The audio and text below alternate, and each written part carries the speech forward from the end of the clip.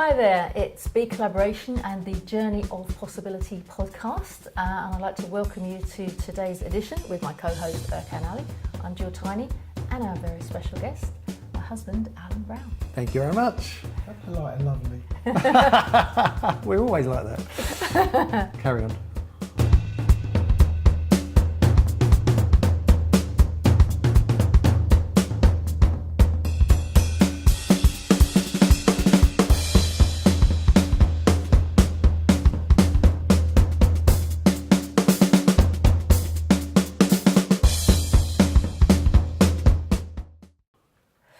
Now people are wondering why I'm Jill Tiney and you're Alan Brown. Yeah. Was it like straight from the beginning? She just set the rules out. She said, right.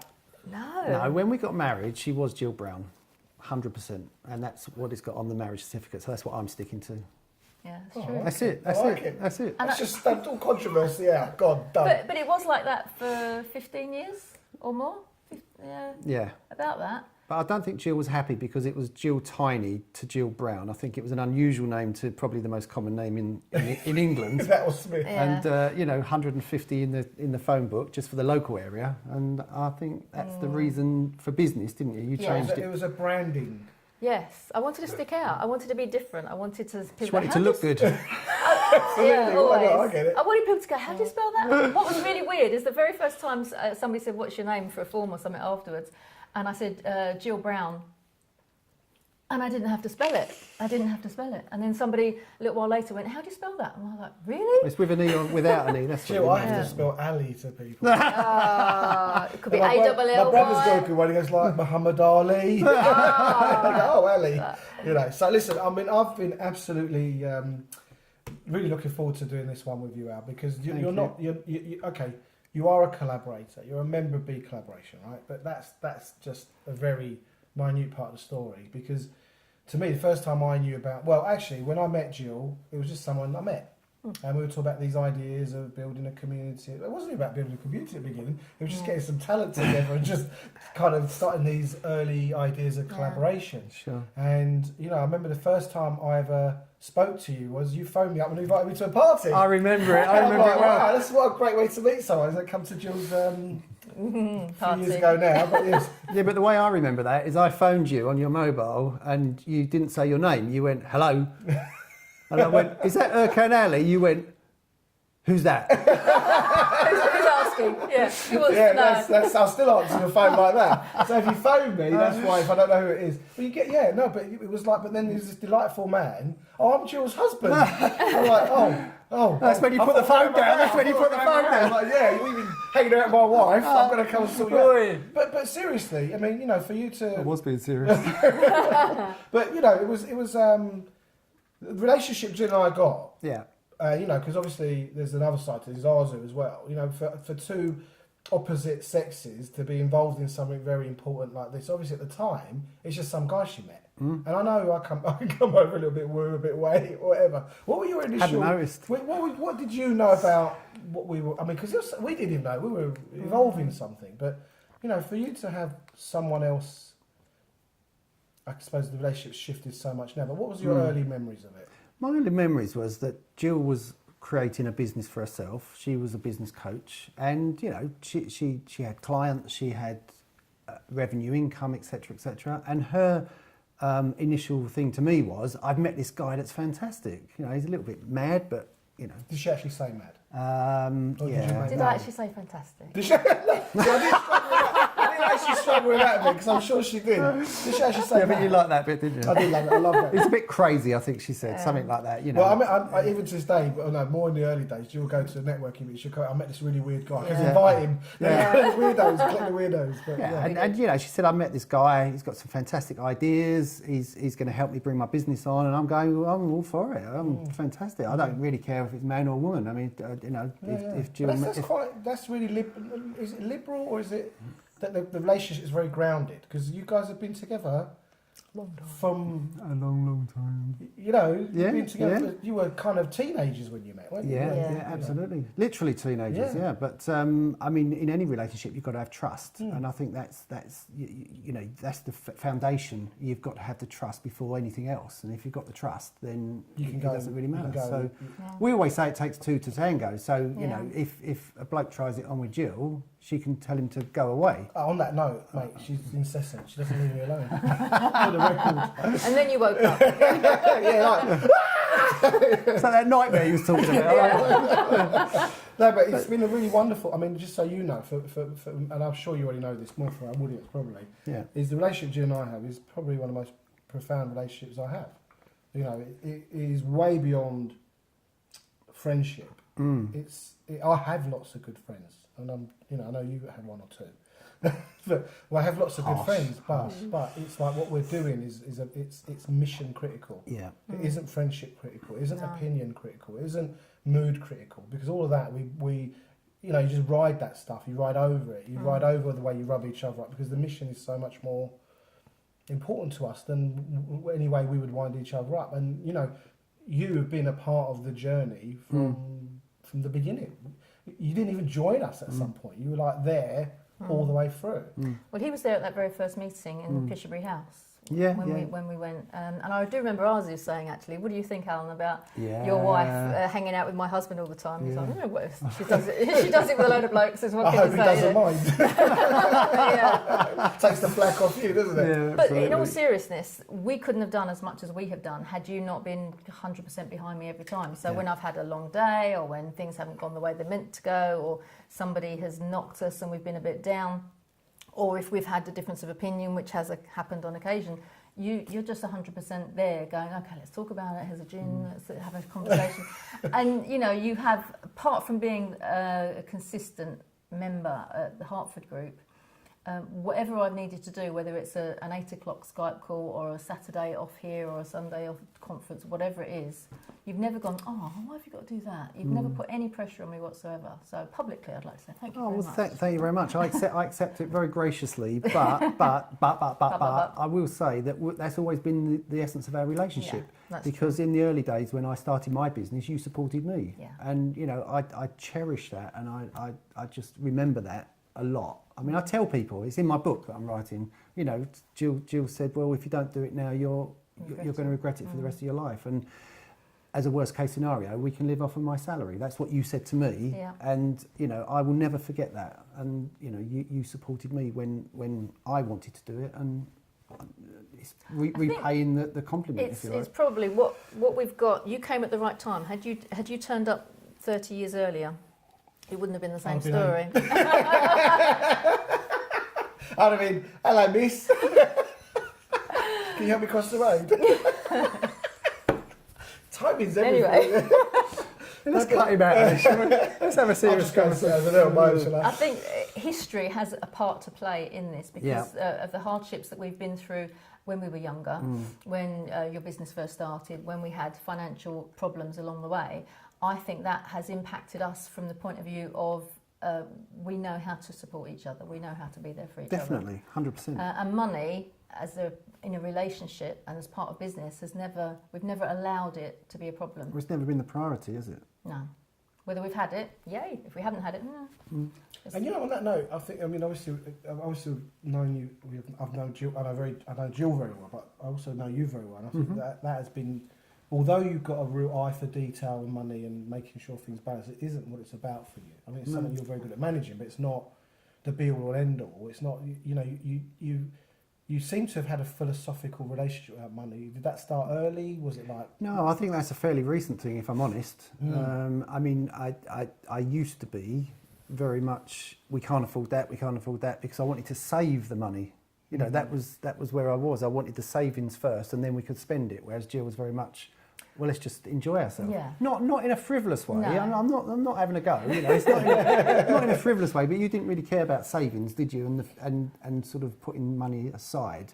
But I think my attitude has changed probably over the last 4 or 5 years, I would say, where it's been very much as you've always been. If we've got it, great. You know, let's spend it and enjoy ourselves. And if we haven't, then go and get some. you're still alive. Yeah. You can still be happy. Yeah. You know, we know a lot of people that are very financially well off that are unhappy, and we know lots of people who are not so financially well off that are ecstatically happy. Well, I remember one conversation we had early days, because you were, on this level, you was one of the people that early days, because we was there from the early days. You were saying, "Why don't you two just go and get some clients?" And we go, "No, you don't understand. It's about the foundations, or we set up these foundations." And I remember you saying to me once, "But wouldn't you be more comfortable with 100k in the bank?" And I said, "No, I wouldn't be any more comfortable, any less comfortable, because the mission is what it's about." Yeah. Having said that, that's on some level it's a high risk strategy. But when you find your passion, you find, I don't know, when BeCollaboration kind of clicked for me, I'd found my life's purpose. Doesn't mean I can't do other things. I'm not involved in other things, because some of our audience will know I'm involved in a lot of other projects. But BeCollaboration isn't a business for me. It's a mission. It's a community. It's building something far more important than any business. It's our life's work. It's our life's work. No, I get that, and I remember that conversation very well, because it was more of an argument, wasn't it? Really. Well, we may have thought it was. I thought you said let's not argue about it, so you thought it was as well. You was trying to argue. Well, let's not try. Let's not try to score points here, Erkan. But I'll put 1 point down. Yeah.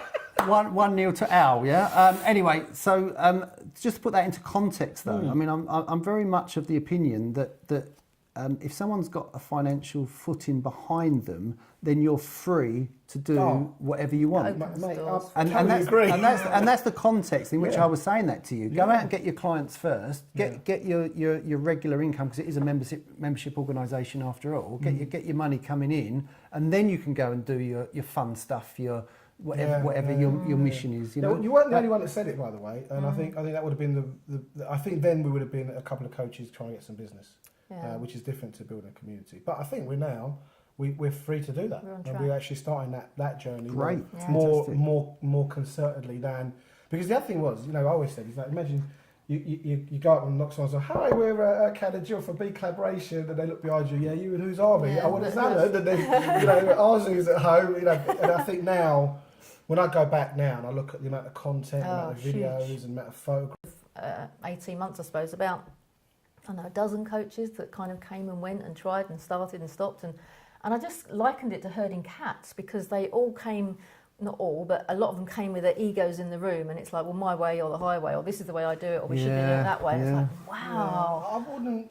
I personally wouldn't, that wasn't my experience of it, but my experience of it was, and this is my experience. Yeah. I'm not saying you're wrong. Well, you weren't there half the time. No, my experience of it was, and I think that's the thing with collaboration. 1-1. 3-0. I mean, no, red card. No, I think. For me, what my experience of it was, is people want someone to do the selling so they can go and deliver. Yeah. And I think to have a dedicated entity marketing and getting sales and selling, it requires funding and support. You can't just go, right, you go, really, that's what I think the coaches want. Because really, once you've sold something, I'm not being funny, I can design a program to do it, you can design a program, it's like you've got to sell it first before you can deliver it. And I think a lot of people at that time, where we were as a group, was what we're designing, who's it for, but no one was out there gonna, and I think where I kind of realised this isn't going to go anywhere until we sell something. And be honest with you, once we sell something, we do it however we want to do it. When you say sell something, do you mean a package to a commercial entity? Is that the sort of thing? Yeah. You see, what I was talking about was building the membership. I wasn't necessarily talking about you and Gill going and delivering programs. I was talking about you building the membership. We were focusing more, but I think it was a dual. At the time, we were trying to do both. Yeah. Build the membership while we're creating commercial products, and I think like you said, we were trying to do it all at once. Yeah, I think we were trying to do too much at once, and I think that, in my opinion, I don't think enough people were pulling their, doing enough to forward the project. So if everyone did a little, then you'd get it done. That's always the thing. Everyone did a little bit, and I think people if we'd have kind of, we weren't empowering them to fulfil the reason they were within BeCollaboration. So they were sitting there waiting for, because that's what they were used to. You go and you join a community, and you get trained and you get told and you get shown, and then you do. Yeah, that's a franchise.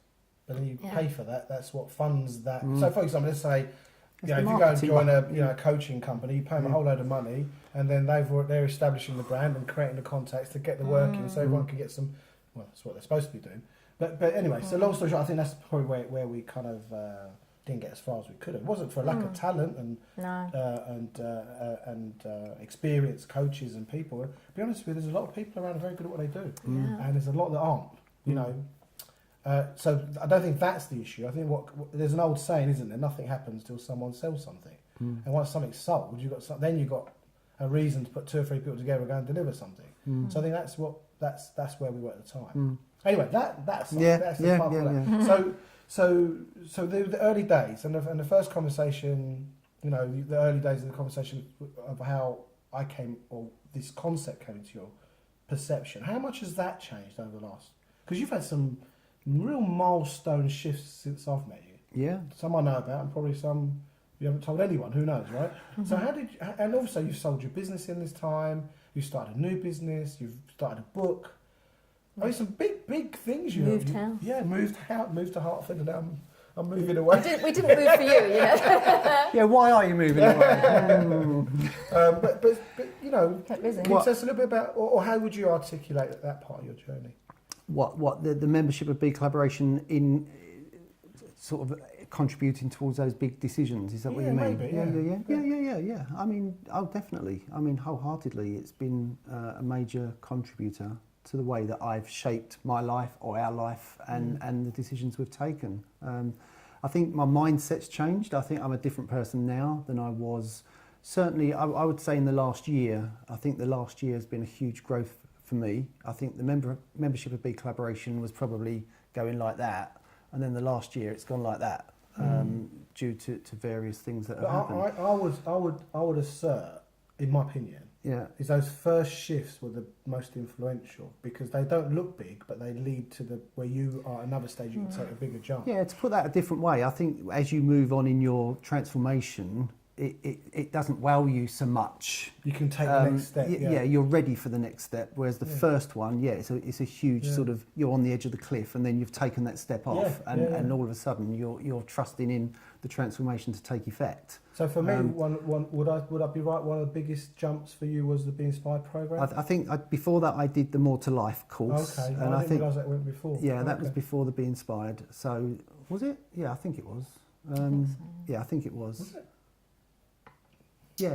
I'm sure it was. March 14 we did it. Okay. Well, whatever. I think the Be Inspired and the More to Life. Let's put those two together. Okay. I think they're the big influences on me, which was a big shift in my mindset, the way I look at things, the way I look at life. Yeah. Those two things were the Why big do shift. you think those? What was it about? What were the things you took from them? Because everyone takes something different from every program they go to. So what kind of maybe made the first dent in the wall of your identity? Because that's what it does. I seem to remember the More to Life was first, but I could be wrong. Whichever, I mean, who knows the chronological order of life? I mean, who cares? Who cares? You know. So I think that on the More to Life course, it was the big shift. There was that I learned to love myself first, whereas before I always put family first. I always put earning a living first, getting the income in, so I could provide, which was very much the influences of my upbringing. So my father was 9 to 5 down the docks, bringing in the income, putting bread on the table. Although we were poor, it wasn't.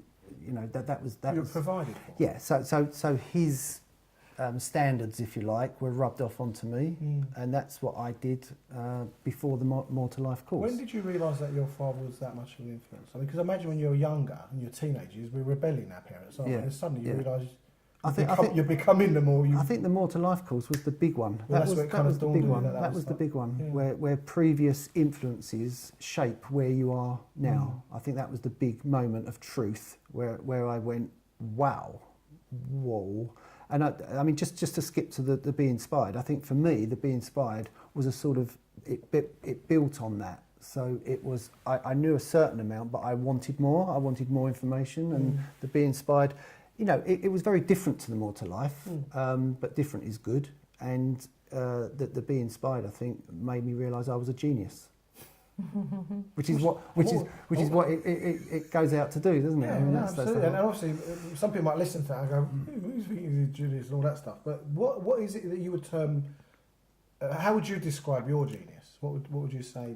How would that transpire? Yeah, or manifest? I think, having confidence in yourself, loving yourself, and being confident in your opinions about things without going mainstream all the time. I think a lot of people go mainstream. I think you mention it in your book, don't you, Gill, that if someone votes a certain political party, it's because their parents did, and they've just copied that. Well, I think what the Be Inspired taught me was make your own decision. Choose what you want to choose. Don't be influenced by a lifetime of... Or they'll do the opposite because they want to do the opposite rather than because they found out about what they feel is the right thing for them to do. So they'll vote the opposite to their parents if they're in that rebellious that's a rebellion yeah, vote, isn't it? Yeah. Well, there's this whole thing about, isn't it, about personal development. I don't know if you've heard. It's like you spend your whole life resisting or becoming your parents. But there's a reference point that you're reacting to one way or the other. Yeah. And I think in whether it's Be Inspired or More to Life, or recently we've done a Landmark Forum. These things. I think it's a bit like the walls that we build in our identity and our view of the world. These programs, because they're transformational, they're challenging, are a chance to break them and rebuild them in a way that's more fitting your own destiny. Well, I think the Landmark course particularly says you pay us all this money and then at the end we give you nothing. Nothing. Which I think is great. I think that's a great marketing. That's really great. That's great marketing, isn't it? But just going back to loving myself first. I don't want you to think that I'm precious about that or that I'm selfish, because I'm not. The point is about the life jacket on the aeroplane. Unless you love yourself first, how the hell can you look after and love other people? So that's the context in which I made that choice to love myself first, but I still love Gill. I still love my two children. It doesn't negate any of those. It doesn't stop that. No. And I still provide for them. I've still got that mindset to provide for them. It's just that I realise that it's all about me first. Because if I'm not strong, if I'm not in the right place, how can I provide for other people? So, having gone through that in the last few years, Alan is kind of the. We talk in the introduction of BeCollaboration about left brain, right brain thinking.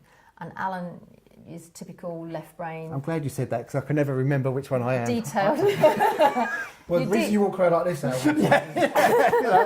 Left brain. So he's a detailed person, and he's very good with finances, and he loves the detail. And if we're going somewhere and we need tickets for the theatre or you need your passport, he will check a million times to make sure that I've got it all, so I can rely on him. And I'm not sure that's absolutely correct, but anyway, go on. Potentially. But I believe that it's BeCollaboration that got you to a place where you've gone, personal development. Not considered that before. Yeah. Where I'd gone off and done loads of bits and pieces. True. And you've gone, that's Gill's thing. That's your thing. I don't need that. I'm wonderful. Put that in a box. Yeah, exactly. Yeah. But the journey you had, and I think you were comfortable with BeCollaboration because you were there at day one in that meeting at Pisherbury, and you kind of grew with it. And I was supporting you as well. You were there supporting me, but there came a point when you became a member and it wasn't, I'm here for Gill. And at that point, I think that's when you looked around at what's possible here. And that's when the More to Life stuff came off, because that was Nikki Saturn introduced you to that, didn't she? Yeah. And Claire Evans was around for that part of that as well. And I think that was the beginning of you going, whoa, there's a whole other world out there that I didn't even know about. And everything else you've done is, I haven't had to say, you should do that. Why don't you do that? That would be really good if you... I haven't had to do that at all. You've just gone off and you've done it, haven't you? So I've not been instigating any of this personal development. This is just what you've taken from the community. Have gone, okay, well, I've seen she's done that and he's done that and he's changed because he did that. What's that all about? And I think you've been pivotal in a lot of Alan's learning and understanding and inquiring for something that you didn't even know was missing in your life. Well, it's like the blind spot, isn't it? It's like if you don't know, then how do you know it? And it's no, absolutely. It's like, if you stop and listen to that again, it makes complete sense. The thing is, I think what I'm present to about the community is that we're all bringing something to the table, all of us. And if you sit and listen to someone share their life and their wisdom and their knowledge, you can't but take value. You have to be very belligerent kind of person to sit there and dismiss the kind of things people are talking about in that space, that authentic space of contribution, contributionism. One of the things that quite often I hear people say, oh, this whole what's in it for me, and and I say, well, that's all part of the fear, scarcity, competition model. We're not operating from that model. In fact, literally yesterday, someone was saying to me, but people leave BeCollaboration, you don't follow them up and find out why they left. I said, they left because they left. I could ask them. They chose that. Yeah. I could ask them, and they give me a myriad of reasons. But at the end of the day, they left. But at the end of the day, they chose to be part and they chose to leave. I'm not really going to spend my life trying to work out why people left or why they stayed. I'm not that. I really am not committed to that. What I'm committed to is personally, and as founders of the organisation, is that we're creating a space where people can interact and create tremendous value with and for each other. Like that whole metaphor of the picnic. And I've seen you stand in front of the room now in two ways. One, as a contributor, you've shared your talks, you've done your 9be-knowns, you've done, I don't know if you've done a Genius, but I think you have. No, I haven't. No, not yet. Okay, but you've done two or three different 9be-knowns.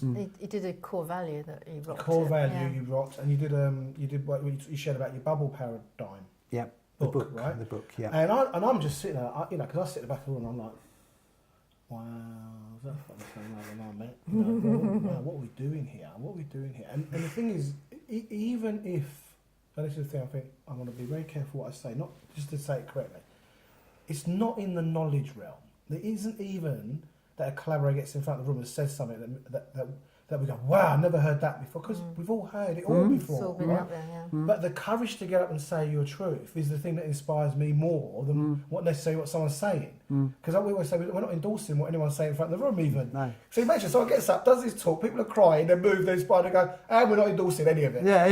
You work it out. And so people go, hold on a minute. So no, this is a grown-up space. And I've seen you, and the other thing, so one is the contribution I want to acknowledge. Two, your acknowledgement. Your acknowledgement, especially the last one in Hartford, I think you acknowledged Gill and myself. I was like, it was kind of like, imagine when your kids finally go, Mum, I love you, thank you for everything you've done. Yeah. It was like that, and I think a real powerful sign of what you're giving out is the way people are responding to what you're doing. Yeah. And so for you, I just experienced your generosity and it wasn't even that, Jill. It was, you know what it was? It was like, you really got what we're doing. Yeah, yeah. Whereas before, up until maybe the last year, I got that you were supporting what we were doing. Right. And I got it at a level, but I experienced. He was in it because of me. I think that's the truth. I wouldn't deny that. I wouldn't deny that. In the early days, not the very early days, but in the middle bit, if you like, of the trimester, in the middle bit, I was coming just to support and make up the numbers. I'll put my hands up and say that. And now I look forward to coming to the meetings, and I wouldn't miss them unless I can't make the Tuesday. I can't make the next Friday one, can I? Because I'm at Landmark. On the advanced course. But, there has to be a very strong reason for me not to come to a meeting. But the thing, the acknowledgement was like, I want to say this really authentically, it was almost like you've been part of this from day one. Yeah. And quite often Jill and I will say they're not getting it, Not in a patronising way, not in a we know and they don't. It really isn't that. But this last few weeks, or the last couple of months, I kind of you got it. You tipped into the inside of this for yourself. You're in the inside of it anyway, because you're supporting and you're playing a part in it and you're there. But you kind of tipped into like, what was it? How would you describe what you feel you got recently that maybe... Let me try and simplify it for you. Thank you. It's sort of, you talk about transformation, right? And I think that's what BeCollaboration is all about. It's about transforming people's lives for the better, obviously, where they go from that space to that space. But you can't say to someone, you will transform. I've tried. You can't. It doesn't work out. Brute force, it's impossible. People have to work that out for themselves. Absolutely. And I think what you're doing with BeCollaboration is you're providing the vehicle, you're providing the means, if you like, for people to come in, test it out, find the space, and then suddenly that penny will drop. And I think what you're describing is the penny dropping for me. That yes, transformation is great. I feel lighter. I feel more alive. You know, I go for a walk at 6 o'clock every morning now. I wouldn't have done that before.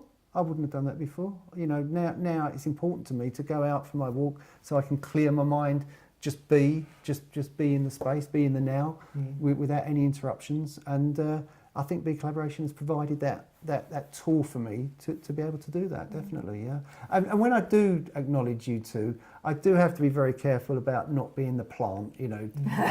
You know, and I get that, and in a way that's why I sit at the back of the room, just for people that are listening. I do sit at the back of the room because I don't want to be that high-profile person at the front because I'm Gill's husband who can put my hand up every single time and answer every single question. I don't want to be that person. I want other people to feel the love, to feel the joy of what BeCollaboration offers. So that's why I sit at the back of the room. But that time I forget the exact reason I said it, but I was so moved by the whole meeting and by what you two guys are doing and achieving. You know, notice I didn't say trying to achieve, because I believe now you are achieving it, and that's a big shift for you guys and also for me. I just feel I had to acknowledge it. It was a natural acknowledgement. It wasn't a put on. You know, I will say something just to look good. It was genuine. But the very term acknowledge is to actually state there's something here to be acknowledged, and I think that was really important. And I think in your journey, it's been a pleasure to be part of it. But also, you were a great person to start with. Oh, thank you. No, but seriously, no, I don't mean that in a, I'll take it. Don't worry, don't stop there. Don't ruin Thank you. Remember what Ozzy said. Don't say the second sentence. Okay. Carry on. Okay, I'll stop there. No, carry on. But you for me. Everybody loves you. Yeah, you're not exactly the kind of person that offends. You're not a person that's inappropriate.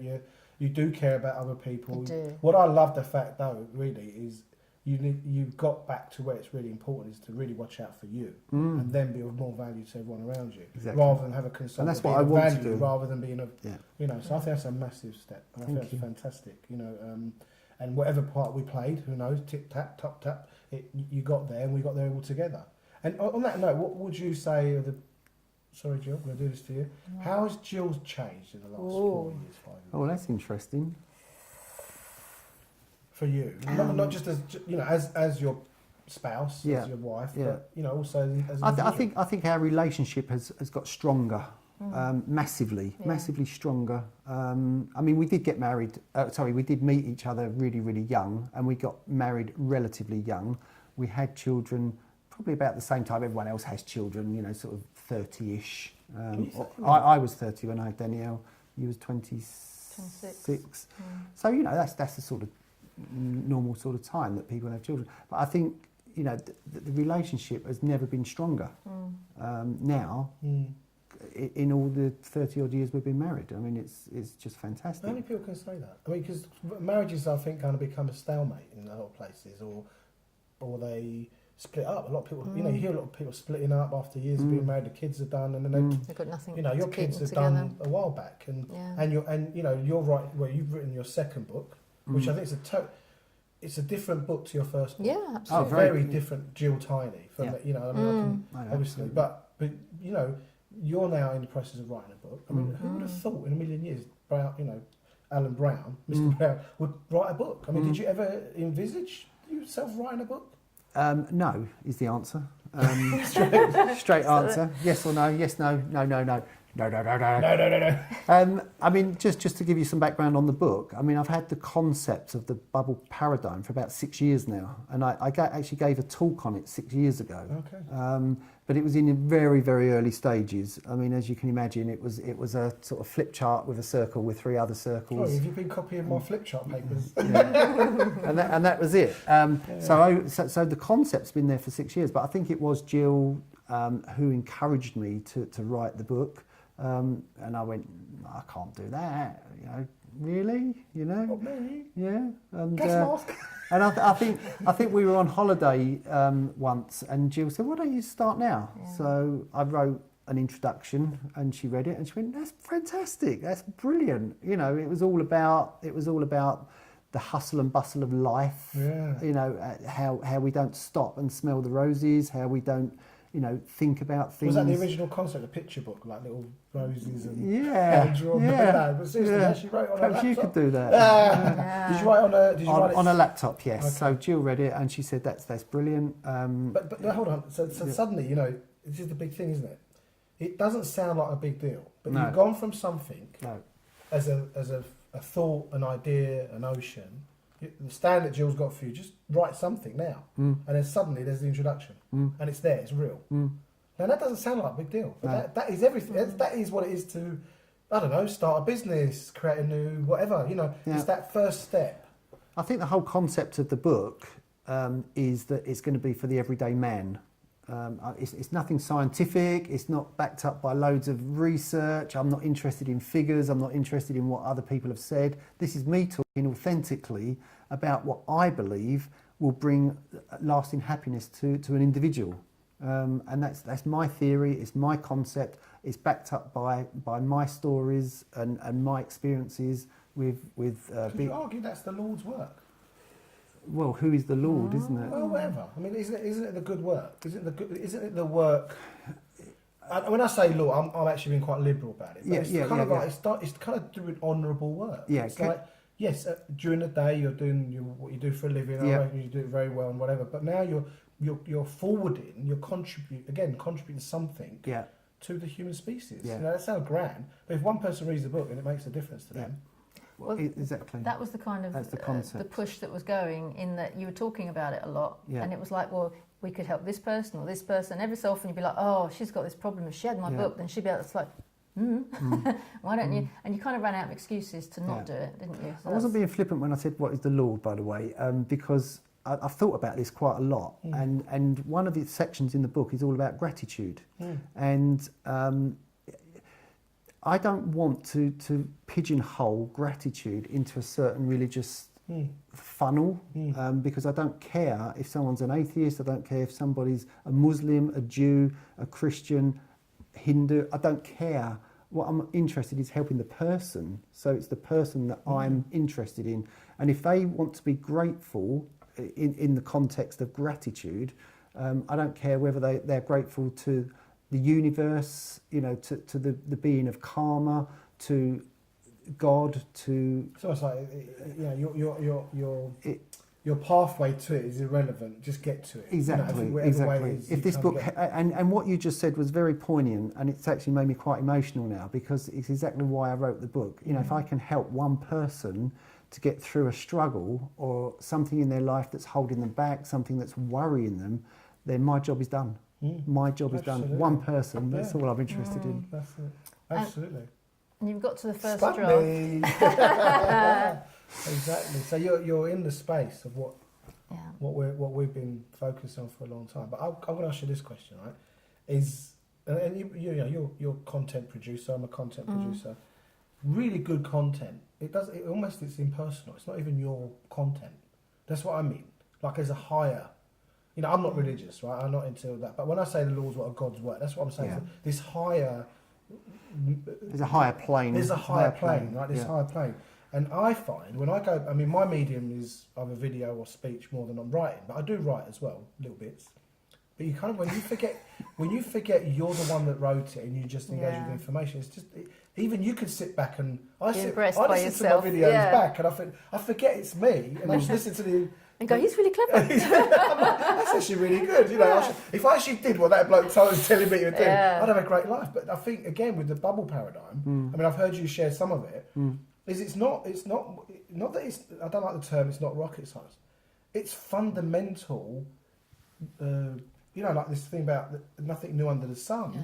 But you're sharing your journey of how these things apply to you, with a view that they can be of value to others. I see it as food. It's feeding somebody. Sure. You know, somebody's starving, and reading the book is feeding them something so they can build themselves up and get strong again. That's how I would see the analogy. You're jumping their journey forward, and I think that's what a book or a good piece of content does. Yeah. It allows people to jump forward because of that experience you've given, you've gone through, has contributed to somebody else's forwarding of their experience. I fully endorse what you just said, because I've done that where I've written a chapter or I've written a few pages, and then I've, 3 or 4 months later, I've come up with an idea. I've gone back to that section and I've read it and I've gone, oh, okay, it's already there. That's actually pretty good. It's already there. Been there, done that. Yeah. But I think, Alan, there's something about, because I'm quite critical of the education system, Yeah, right? And, yeah. and that's no secret. And I think there's something about we're growing human beings, and they're not living in destinal resolve. They're not living in their own genius. How could someone's book not be awesome? I mean, on some level, a human being sharing their life's journey and their lessons, how could it not be incredible? It's like almost like it's the opposite. You don't have to, how could you, was it the Marianne Williamson, who are you not to shine? We've been so conditioned not to shine. We've been so conditioned to doubt ourselves. In the book Gill wrote, and also what we're propagating, this idea of fear, scarcity, competition. Aside of that, nothing's ever good enough. Well, why can't we write something and look back and go, wow, that's really good, and not like I'm really good, but that is really good. And it's going to help someone. It's going to help. That's the point. That's the point. That's good because it's going to actually nourish someone. It's going to feed them. It's long after it's good stuff. It's long good after stuff. your Demise. So on that note, demise. Well, no demise. Hang on. what do you know that I don't? Yeah. I'm just finishing his Okay. sentence to get it quicker. On that note, the book and the first draft is done, and obviously we've got a little bit of work to polish it up. But when do you anticipate? Well, launching? I've actually done the second draft for the introduction, the first chapter, and the second chapter. So there's about 10 chapters, I think. So I'm probably about a third of the way through on the second draft, which is the point where I want to print it out and for you to read the whole lot. Which Exciting. Well, it's exciting and scary, all in the same. I remember when you read my draft. first book, and I was sort of sitting there going, "Please like it, please like it." It's like giving over your baby. Does it make sense? I think what Erkan said is absolutely right, though. If it's good stuff and it's authentic and it's going to help people, why is it not good? Absolutely. You can't do you know what? There are so many people out there that are saying they're writing a book, and a year later, where's the book? And a year later, where's the book? You've actually done it. It's there. It's a physical thing. The point I'm making to an audience is, when can they expect you to want have a it in their commitment, hands? don't you? Yeah. I would like to think by the summer it will have its final draft and ready to be edited. So then you can wrap it up and give it to Erkan as his birthday present. He won't read it. He won't read No, it. I know. No, but I'll put it under my pillow. Put it on the shelf. Put it on the shelf. Can you not read it to me? I just lay down. Well, we said about Do an doing an audio. audio. We said that, didn't we? We said that with all the equipment, we can do an audio book. Yeah. We can do an audio book. Yeah. Yeah, I'd be really up for that. I'll For be up doing for an that. audio So my book. 50th in July, I'll lay down, See how long it takes to go to sleep. glass Yeah. of wine, and you'll just be reading with a pipe and slippers. And then Okay, July, people. You'll be able to get a copy in July. No, not a copy. The final draft. I said. No. what he said. I want a copy in my hands. We've still got to sort out the forward, haven't we? I mean, that's take a little something. bit. I mean, Yeah. if anyone out there knows anyone, like Tony Robbins or, Well, you pick. Whoever you feel is best for the forward. yeah. Well, we talked about vision, didn't we? Vision Lakiani. Lakiani. Yeah. So That would be cool. if not, we'll have to make do with Erkan, won't we? Ugh. He doesn't do right. Oh, okay, yeah. I can do your video test. Well, you could do it. That Alan Brad's a real good bloke. Right, where's the beer? Yeah. And he buys around as well now and again. Yeah. Lovely. Okay, so what adventures have we got in the pipeline now? What's happening? What's 28? It's January. No, it's early Feb 2018. Yeah. What are your thoughts? Well, in not just BeColl. Let's step out of BeColl for a bit. Yeah.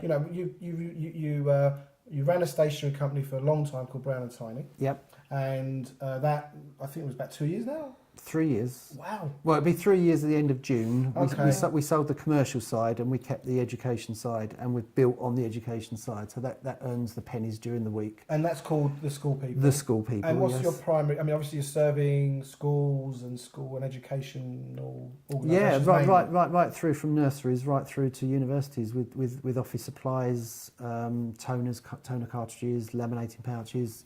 Any product that's vastly used in schools. Very funky diaries. Yeah, sort of bright lime Christmas green, packs, lime Easter green packs, diaries. I go into the office sometimes and there's always glitter. Oh, there's some really, it's just lovely to You sort don't of buy paint any though, around. do you? Well, I don't run a school anymore. I've been there, done that. So why education? Why schools? I mean, what was it? It's something we're passionate about. We're passionate about helping schools. I mean, I suppose it goes back to the be inspired again with the education system being in the mess it's in and budgets being tight. We just don't want schools to be ripped off. We want them to get a good product at a fair price with fantastic service. And, they can actually phone someone up and go, hi Chris, hi Al. And they can talk it through, get advice from people that know what they're talking about. A lot of the big boys that just sell a box on price don't want to know about customer service. They can't fit that in, can they? They don't want to know about product information. So what is it that, what kind of relationships are you having? Are you having different kind of relationships with different kind of like I imagine universities down, there's different, what are you in terms of working with those clients? It's never about the product, is it? It's always about the relationships. What kind of relationships are you forging with these? It varies from school to school. I can't generalise and say we've got a fantastic relationship with all schools because some people will just phone up, go, I want 20 boxes of paper, goodbye. What's there to talk about? Yeah, absolutely. And other people, you can talk to them about their personal life.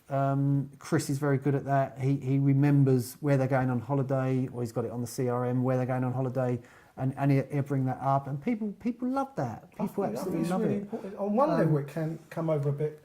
Is try the right word? Maybe not try, but a bit cheesy, a bit cheesy. Yeah, a little bit like that. But if it's genuinely done, a good CRM, if you're going to take relationship management seriously, I can't think you can do it any other way. No, because otherwise you just. But Chris and I do it authentically. We don't read it off the screen and go, oh, I understand you've been to hang on, was it Bali or Barbados? I don't know. Right. So we do it authentically. We don't read from a script. No. We haven't got a script when we're talking to people. No. We just talk to them about their issues. And sometimes the guys even go in and actually deliver the stuff, and they know what it's like to be in an office in a school, and it's manic.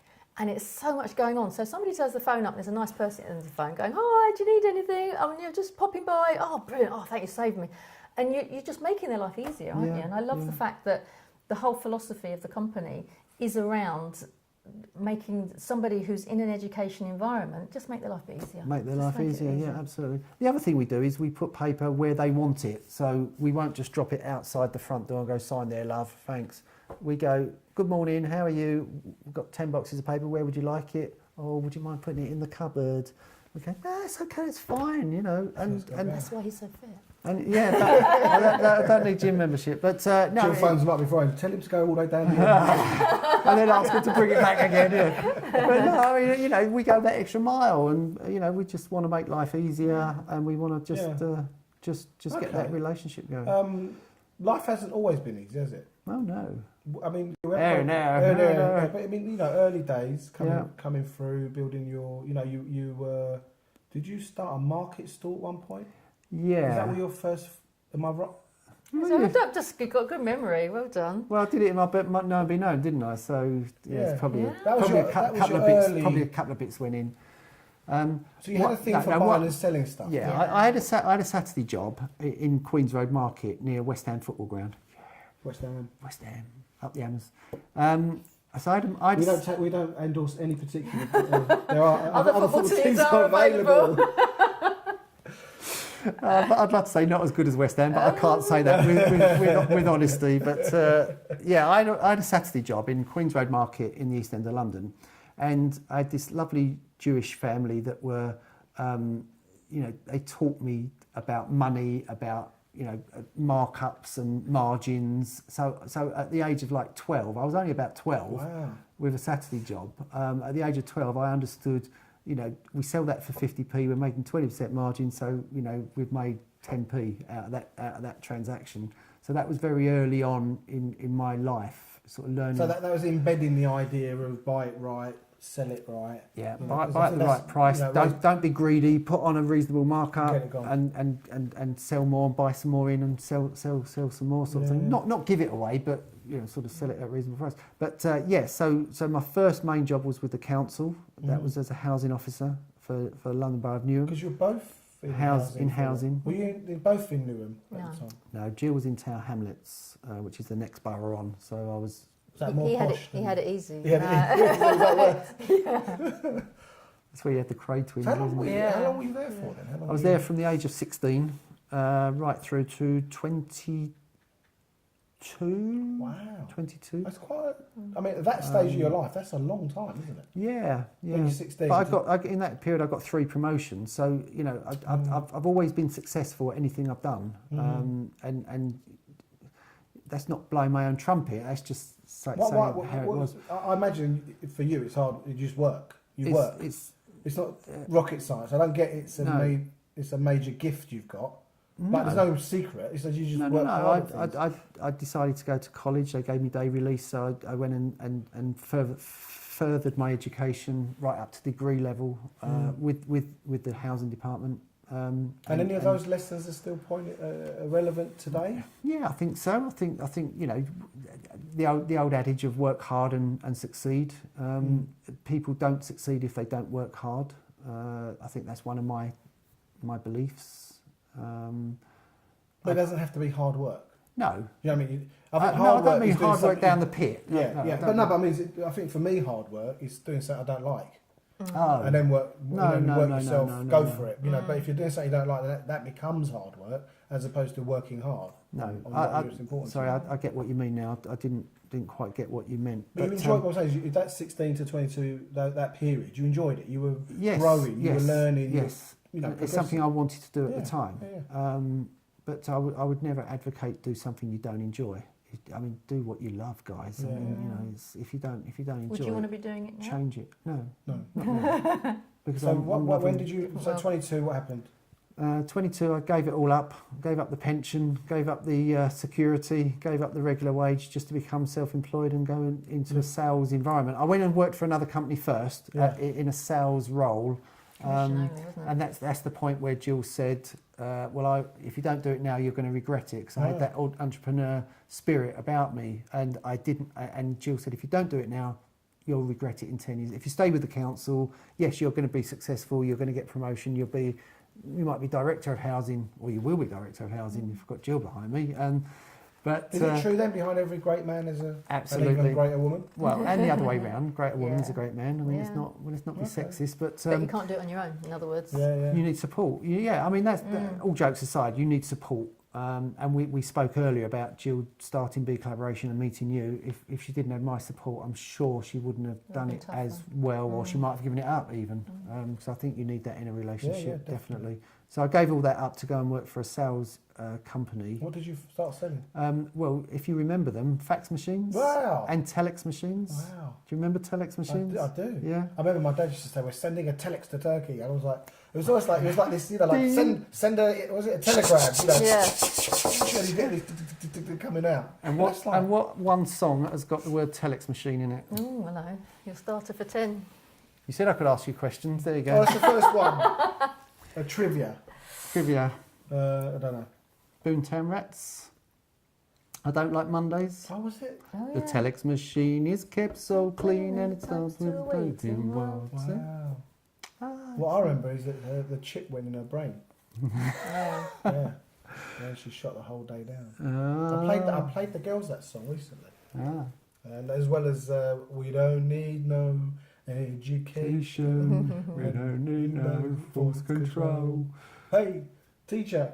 Leave the kids alone. You can't say that. You're in education. Oh yeah. Damn it. So 2018. What's the main thing? I mean, 2018 is to finish the book, definitely, Yes. definitely. Finish the book. But the thing I need help, advice, or whatever you want to call it, is what to do with the book, how I can help people, and how I can sort of get that out there in the best possible way.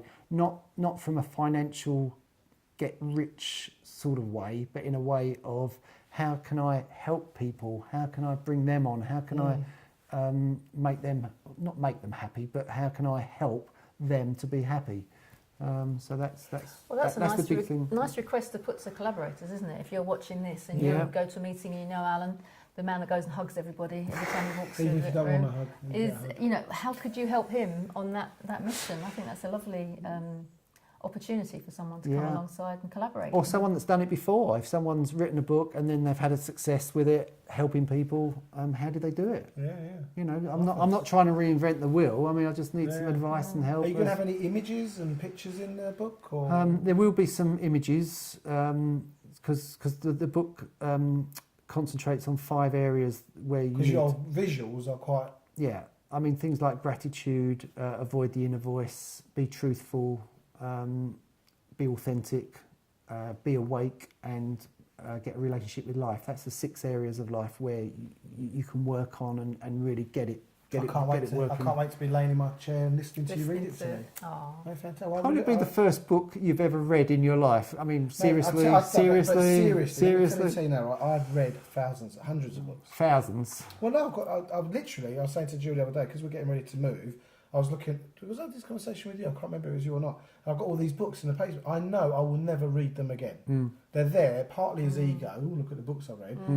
Are they references? I mean, last time I went back and picked one up and, you know, it's been years. I don't. So I'm like, I find that it's not that I don't like. I prefer audio. No, I do. I prefer. Get through it so much quicker. And I prefer audio books as well. You know, I just find reading very. What are you smiling at? Slow. I just love the old-fashioned. But you still keep a normal diary, don't you? The page turner. When Something Jill about on the me and phone and we're paper. trying to sort out a date, I can actually hear her flipping the pages. And I would always find it before you do. So. Yeah, you do. It's true when it's true, but it isn't always true. Anyway, so okay. So that's big. That's big for anything 2018. you want to ask Jill and myself, because we said that this is a dialogue. Is there anything that Who won the FA Cup in Oh. 1964? 64 West Ham? Well done, man. Well We done. rehearsed that. Yeah. Okay, is that the only question you got for me? Okay, Wow. fine. Is that what was it we did last week? We finished the meeting, and sometimes we sit with people because we don't always get to spend time on our own, just Jill and I with a collaborator, right? For sure. And we had Colin here last time. Well, we sat and we said, "So, is there anything you want to ask?" And all steer, Yeah. very. He goes, "No." I thought, good for you. Yeah, well done. Well So, what's your plans for BeCollaboration in 2018? I think our I think we spent. I'm going to go a roundabout way, only because I think it for the audience, not for you. Okay. I was watching something about Star Wars and George Lucas and how he was working on something that most people around him didn't understand or appreciate, and he knew what he was doing, and he probably had to keep going until certain momentum or certain tipping point or critical mass of people kind of got what he was doing. Because if you think about in the mid 70s or even early 70s to mid 70s, science fiction was like really weird. What are you talking about? We get people just say, "Oh, love. Why are you putting love in it?" No, not so much. Well, we still get it. A little bit. Love, connection, abundance. As opposed to us, it's really obvious, right? But I think what we've done is we've done our apprenticeship in the world of collaboration, in the world of going from this fear, scarcity, competition to love, connection, abundance. So we've put a lot of time. And I think going back to this thing about, why don't you just go and get some, I mean, not you, but go get clients. So that wouldn't be creating something different. That would be going and getting clients to make some income. And there's absolutely nothing wrong with that. But I think what we've done is we've established some real groundage. The book, the British Standard, the website, the podcast, the 4 meetings a month that take place. What we're doing is really ambitious. And I think what we're doing is a very long game. So wherever you are in a long game, it always feels like you're as far away as you are near, because it's long term. So to answer the question more directly, I think our focus is really now pulling that together and getting ourselves the funding and the resources to support a bigger scale, to scale this intention of love, connection, abundance, and bringing that to every area of the human experience, whether it's within education, within corporate, within social, social areas, in lives, to people's lives. I mean, think about what we've just discussed now. It's the concept of BeCollaboration has touched every area of life. It isn't just your business. It isn't just your artistic and your potential. And probably, who knows, in the next 12 months, when you get as far as you can get, you look up a bit further. There's another level to go to. So I think to answer the question really succinctly is getting the funding and the support to take the organisation to its next stage. Yeah, it's quite interesting. I think that the membership is key, isn't it? But I think for me, it's been transformational for me, and I think what BeCollaboration needs to do is to articulate that it's a transformational organisation which will help you in life. You know, so you say that, yeah. I thought I've been saying that for 5 years. But I think what's really important, it's not that we're saying it, it's that people are starting to really hear it. Yeah. And I think that's one of the reasons why the podcast, because then people can slow down the conversation, they can listen to it again. Yeah, that's exactly what we're saying. You know, there was this one occasion, I think someone, well, if you look at the first vision and mission, you read it again now. I don't know when last time you read it. Well, I say first one, the only one, the vision and mission. It's all in there. Yeah. Everything is in there. I don't think you're hearing what I'm saying. Okay. What I'm saying is that there's a need for it out there. Yeah. Right. There's a need for it. Sure. Right. There's thousands and thousands of people in this area alone that need BeCollaboration because of the struggles they're going through, but the heartache, etc., etc., etc. And you, in my opinion, that needs to be communicated to the world, so that the world understands what BeCollaboration is about, and therefore they get help from this fantastic organisation. That's my opinion. I wasn't talking about what you're doing and what you're communicating to the members. I'm talking about the world out there. Oh yeah, the message, expanding the message to go, for it to get further, away from the inner. Because I'll just share one thing with you, Erkan, that when I did the Landmark Forum, it's a 3-day intense incubator, if you like, course. So you're with the same people for 3 days. You're hearing stories, you're hearing transformational experiences. You're with the same forum leader for 3 days, okay? So when you and Gill came up to support me on the Sunday night, I'd been around Landmark people for 3 days, and you get sort of cocooned in that. You get into that way of thinking, that way of talking, that way of being, right? So the first, on the Monday, I'm shivering up again, I do apologise.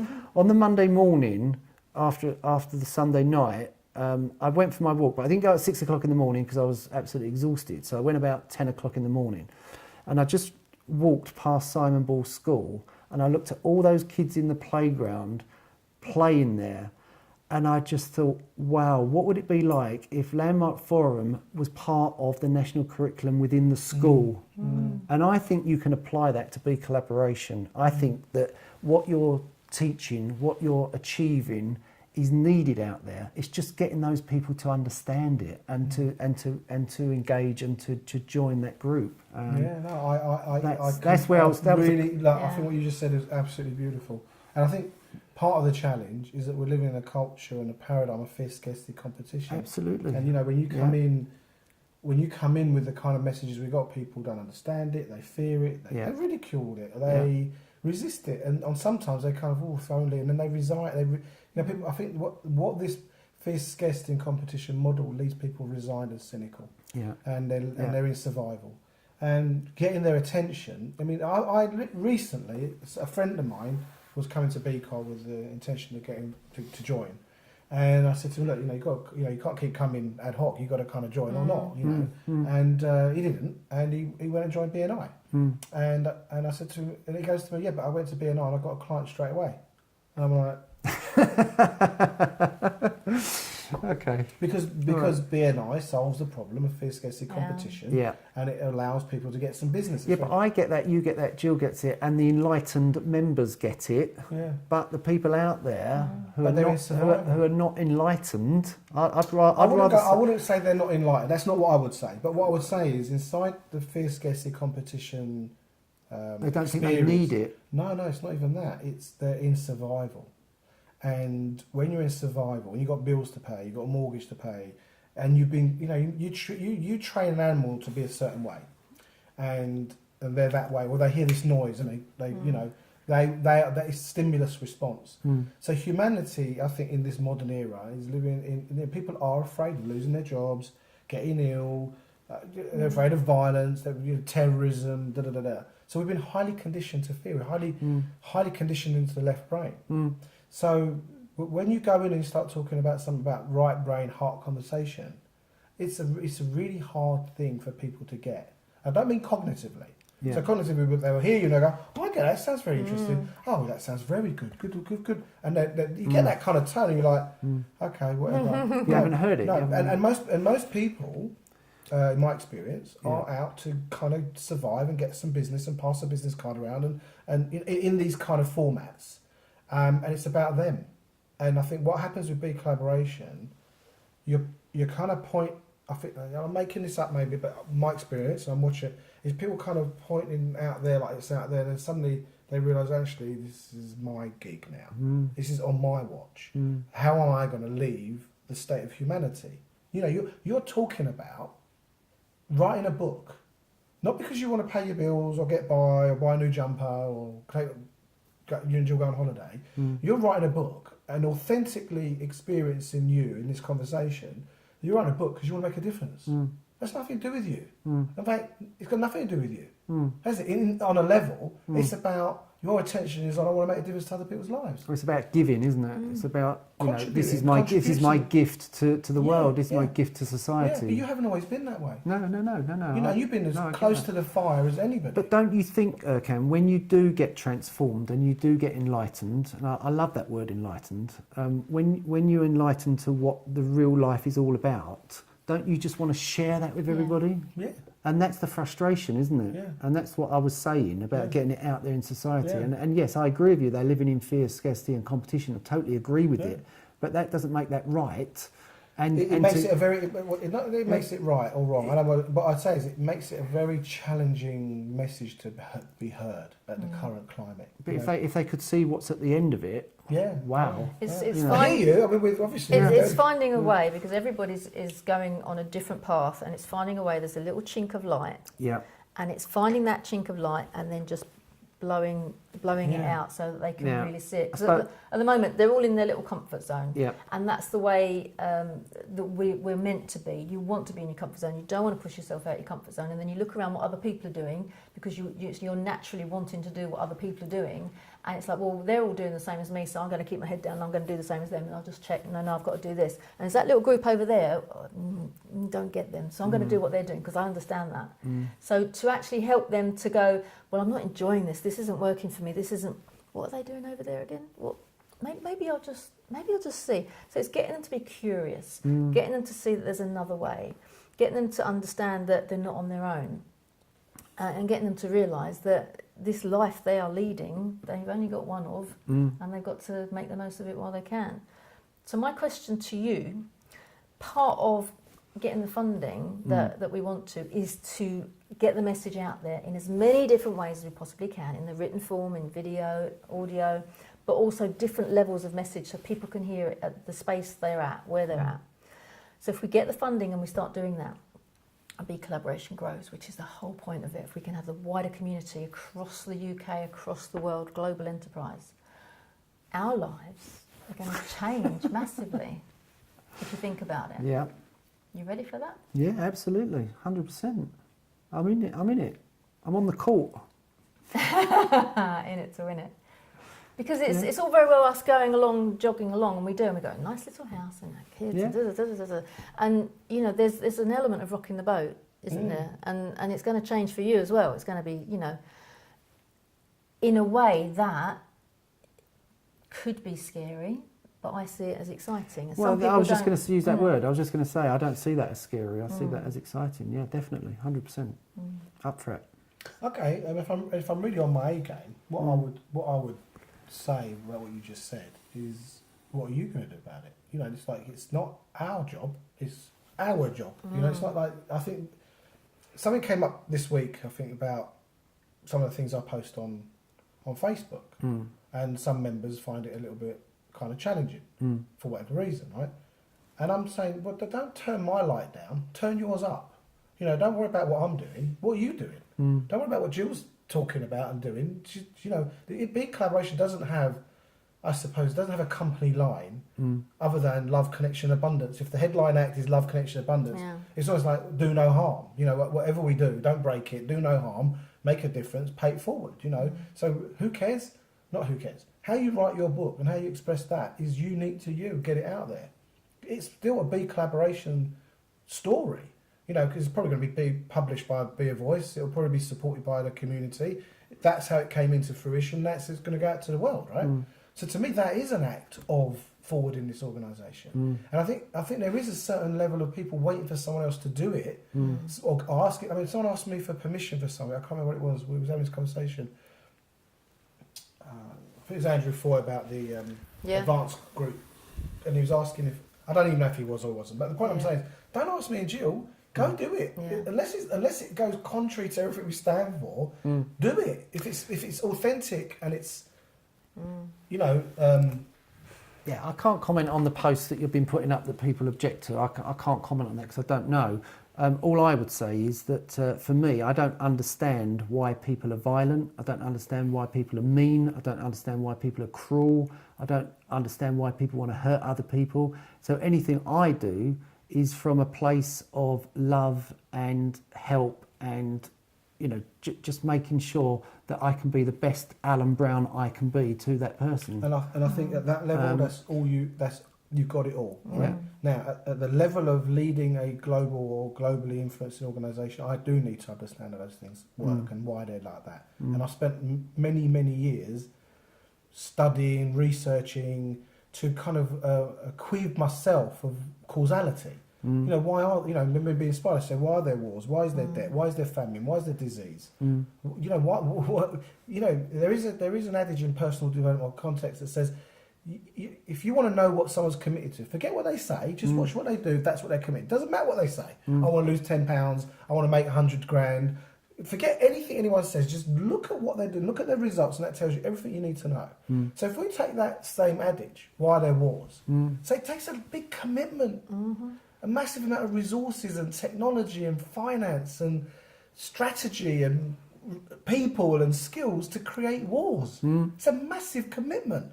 You know, I used to use this example in the early days. An Abraham tank is something like $120 million, right? You know, it's funny, right? If you want to become a doctor, you have to pay to become a doctor. If you want to become a soldier, they'll teach you for free. Yeah. Right?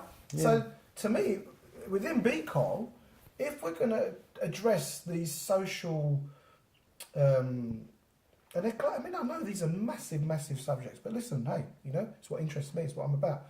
I have a very insightful understanding how those things come about and why they're the way they are. And to me, if we all raise the consciousness of humanity to a level, the soldiers would just go, what the hell is this? Why am I killing it? Why am I spending, you know, it would change our police force, it would change our teaching institutions. To me, that's our trump card. And if you look at it in the vision and mission, it says raise human consciousness and the bar for what's possible for humanity. It says it in the V&M. That was written 5 years ago, 4 years ago, whatever, right? So if we really start to think about these things that are destroying humanity, your book, as an example, is absolutely fundamental. It's absolutely critical. Because that book is not just your consciousness up at that level, it's now you're propagating that consciousness. And I'd say it's the consciousness of love, connection, abundance. You know, and, you know, Beiju's work, or Carol May's work, or Colin Newling's work, Andrew Foy's work, Andrew Horder's work, Claudia Arger's work. I feel we've played a part in every one of those people's lives, as not just Gill and Erkan, I mean, as a community. Yeah. You know, so to me, your duty is to get that book out and get it to as many people's lives as possible, because that is forwarding transforming the banking system. That is forwarding no more wars. That is forwarding no more famine and poverty and disease. That's how I see it. Okay. So my work for me personally is seeing that in other people, because it's not something we're going to do on our own. It's not about individuals. No. It's about a collective consciousness. You know, and to me, you know what? I've gone on 30, 40 years, maybe 50. Who knows? 60. I don't know, who knows, right? But the point is we're getting the job done now. I don't even want to limit it at 60. We don't know, do we? But if it's written down, and someone's watching this video in 10 years' time or 20 years' time, then it's still living beyond my current physical domain. And I think, to me, that book is not just a nice to have. It's not a flurry into, I'm going to write a book, some kind of ego trip. To me, that book is an expression of your life. So, 100%, definitely. And it's an expression of the possibility of BeCollaboration. So imagine if somebody turns up and then we talk about you in the book and they go, oh, I've read that book. wow, it's going to be amazing, isn't it? You can have a picture of you smoking a pipe on the back. What? Looking What's very- with the pipe? I don't know. If you think that's going to And a help, beard. if you think that's going to help I think that'll someone, sell A beard. thousands. if you think that's going to help someone, Erkan, I'll do it. I'm up for anything. Yeah, but I think you know what, Al? I think you really get that now. Yeah. You know, and I think you would have just thought I was talking crazy 2 years ago, 6 months ago, even. You know, you've listened to us talk crazy for 5 years, and you're still here. Yeah. 'Cause I think you acknowledge that, don't you? It's Alan who supports me in all my crazy ideas. Yes, in print And somewhere, it's not yeah. unnoticed. It's not unnoticed. It's not. And But now, you're not just a supporter, you're standing alongside. Yeah, no, Yeah. 100%, yeah, definitely. you know, so I think maybe that has been a fantastic Yeah. conversation. Thank you very much. Oh, Thank you. Thank Thank you you. for joining us. Go on, give me a kiss. You give all the other guests a kiss. yeah. Thanks. No, give us a hug, yeah. This is the first time I've got a hug in. That's nice. Love you. Okay, so All hugged so out. this is all. Oh, he's got all red. Look, he's got all red. Look, bless him. So listen, you know, the Journey Possibly podcast means a lot to us. You know, we're sharing our journey, we're sharing our insights, our knowledge, our success and failures, but most of all, our aspirations and our hopes, what's possible for us as a species. And I think, you know, it wouldn't be anything if you weren't there listening and paying, you know, in your listening and in your engagement with this, it makes it valuable, because we could have this conversation without the cameras quite easily. We do often. We do often. And I want to say thank you to Gill. I want to say thank you to Al. Is there any last words for our audience? I just love what you guys are doing. I mean, I think that was the essence of the acknowledgement the other day. I just love what you guys are doing. I do get it. You're absolutely right. I do get what you're doing, and I think my dream is for everybody to get it. Yeah. That's my dream. Here, here. So well done, you two. Namaste. And on that note, thank you very much for tuning in, guys. Take care. Thank you See very in the much. next one. Thank you. Bye.